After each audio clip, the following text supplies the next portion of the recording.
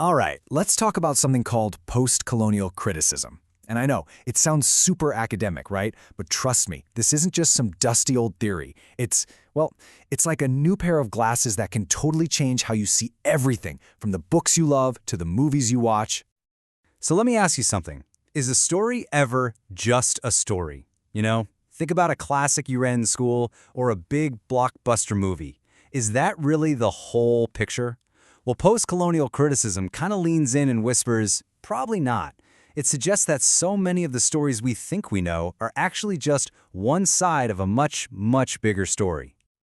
Okay, so here's the game plan for today. We're going to look at the tale of two sides, see how this new lens was forged, and then, this is the fun part, we're going to build our own critic's toolkit. After that, we'll take it for a spin by rereading a classic and wrap up with why all of this matters right here, right now. All right, first up, a tale of two sides. To really get what post-colonial criticism is all about, you've got to understand the problem it's trying to solve. And that problem is the powerful and often really one-sided story of colonialism. You see, colonialism wasn't just about armies and flags and drawing lines on a map. It was also a war of ideas, a battle for the story itself. Think about it. To justify controlling a whole other nation, you need a really good story. A story that paints you, the colonizer, as civilized, advanced, superior, and the people you're colonizing as, well, the exact opposite. And you know what the best way to spread that story is? Through books, art, culture, the stuff that shapes how we see the world. So for a long time, that was the dominant narrative. But then, people started to push back. Thinkers, writers, artists from these colonized places, they began to say, wait a minute, that's not our story. They started forging a brand new lens to see the world, to tell their own stories from their own perspective. And of course, this didn't just pop up out of nowhere. It has a history. You had the colonial era for centuries. Then, after World War II, this huge wave of decolonization happens. Countries all over Asia and Africa start winning their independence. And right on the heels of that, a new kind of thinking starts to emerge. People started asking some really tough questions. Like, okay, we're politically free, but what about the cultural baggage? What's the long-term damage of being told your culture is inferior for hundreds of years? And that right there is the key. Just because you have a new flag flying, it doesn't mean everything changes overnight. The cultural impact, the economic systems, a lot of that stuff doesn't just vanish. The old power structures just get sneakier. Yeah, there's a term for this, neo-colonialism. It's basically the idea that you can still have colonial-style power, but instead of armies, it's through economic deals and cultural influence. It's the soft power that keeps old dynamics in place. And that's exactly why this isn't just a history lesson. It's happening right now.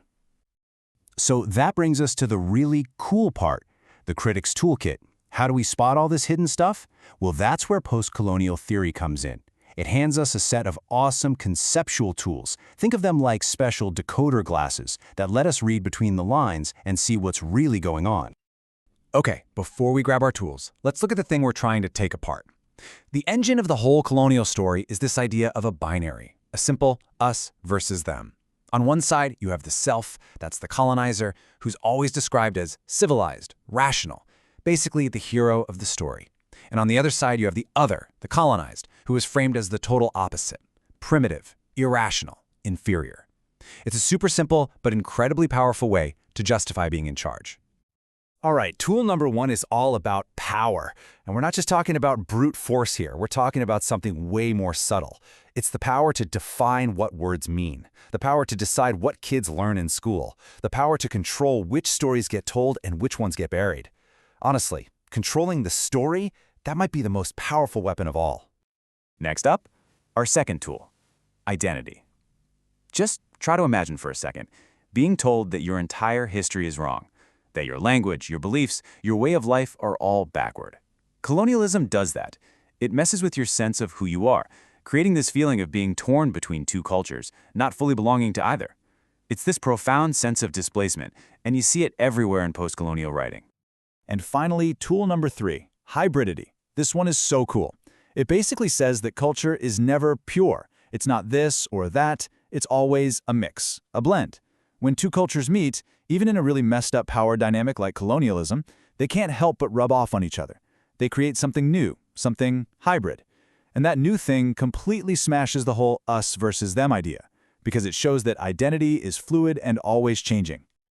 Okay, theory's great, but let's get our hands dirty. It's time to put these tools to work, and we're going to do it by looking at one of the biggest, most influential showdowns in literary criticism. So, here's the scene. For decades, Joseph Conrad's novel Heart of Darkness was seen as a masterpiece of English literature. But then, in the 1970s, the incredible Nigerian writer Chinua Achebe steps up and says, hold on a second.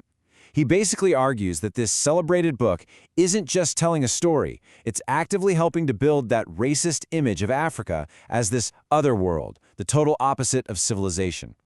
And Achebe didn't just critique it, he wrote a response.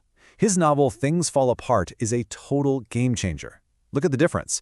Conrad's story is told from the perspective of a European outsider. Achebe tells his story from the inside, centered on a respected leader in his own community. In Conrad's book, Africa is just this dark, scary backdrop. In Achebe's, you see a vibrant, complex society with its own laws, religion, and art before the colonizers ever showed up. He didn't just tell a different story. He flipped the camera around and said, let me show you what you couldn't see. So why does any of this matter? Because this is way more than just literary critics arguing about old books. This is a framework for understanding the world, our world, right now.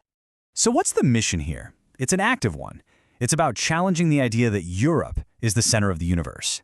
It's about digging up those hidden colonial assumptions in the stories we're told. It's about rereading the classics with these new eyes. And most importantly, it's about handing the microphone to the people who've been silenced for so long, the voices from the margins, or what scholars call the subaltern. Now, look, no theory is a magic bullet, right? The strengths of this approach are huge. It's amazing for challenging the status quo and showing how stories are tied to power. But it has its limitations too. Some people argue it can get a little, well, abstract and academic, or that by focusing so much on the colonial experience, it can sometimes miss other big pieces of the puzzle, like issues of social class or gender. But at the end of the day, here's what it all boils down to. This isn't just a theory, it's a practice. It's a set of critical questions that you can use every single day. When you watch the news, when you see a movie, when you read a book, it trains you to ask those fundamental questions. Who's telling this story? Whose voice are we not hearing? And ultimately, who benefits from this story being told in this way? So I'll leave you with this challenge. The next time you're watching or reading something, pull out that mental toolkit we just built and ask yourself, what's this story I'm seeing on the surface? And what's this story that's being hidden just out of frame?